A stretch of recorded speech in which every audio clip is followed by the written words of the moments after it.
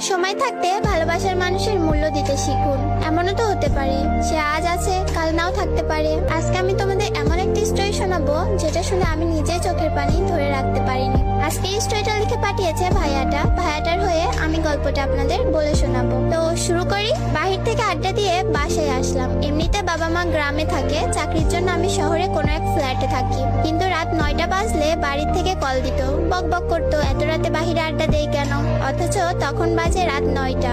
আসলে 9টা তেমন বেশি না, তবে পরিবারের কাছে একটা চিন্তার বিষয়। কি করে সে? যাই হোক, বাসায় ঢুকে ফ্রেশ হলাম, তখনই মোবাইলটা কেঁপে উঠলো। যে দেখি প্রিয় মানুষটার কলটা রিসিভ করলাম ভয়ে ভয়ে, কেননা একটু আগে তাকে রিক্সাতে উঠিয়ে দিয়েছি বাসার দিকে। আর এত জলদি কল রিসিভ করার পর সোজা বলে উঠলো, নিচে আয়, তাও তুই করে। আমি বলছি কেন?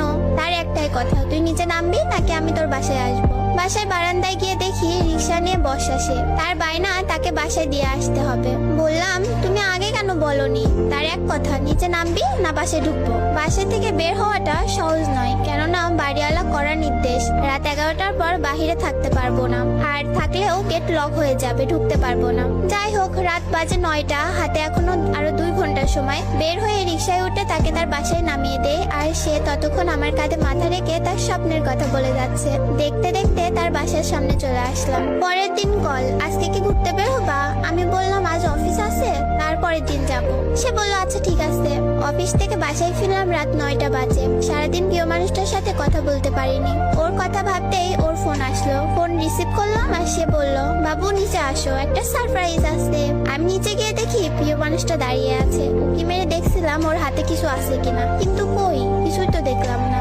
ভাবলাম পাগলিটা চুমু খাবার জন্য এসেছে, তাই ওকে চুমু খাবার জন্য ওর দিকে এগিয়ে যাচ্ছিলাম, কিন্তু আমাকে ধাক্কা দিয়ে পিছিয়ে গেল আর বলল, এখন চুমু খেতে হবে না, রাতে অনেক খেতে পারবা। আমি বললাম, রাতে অনেক খেতে পারবো মানে? সে বলল, বান্ধবীর বাসায় থাকার কথা বলে এসেছি, আজ তোমার সাথে থাকবো। আজ তোমার সাথে থাকবো, তোমার বুকে মাথা রেখে ঘুমাবো। আমি একটু রেগে বললাম, উফ, কেউ দেখে ফেলার আগে যাও তো। সে জেদ করতে লাগলো, আমি যাব না, সারা রাত এখানেই দাঁড়িয়ে থাকবো। আমি বললাম, তোমার যা ইচ্ছা তুমি তাই করো। আমি আমার রুমে চলে আসলাম। কিছুক্ষণ পর জানালার ফাঁক দিয়ে তাকিয়ে দেখলাম সে এখনো দাঁড়িয়ে আছে, মুখ গোমড়া করে। আর কিছু বাজে ছেলে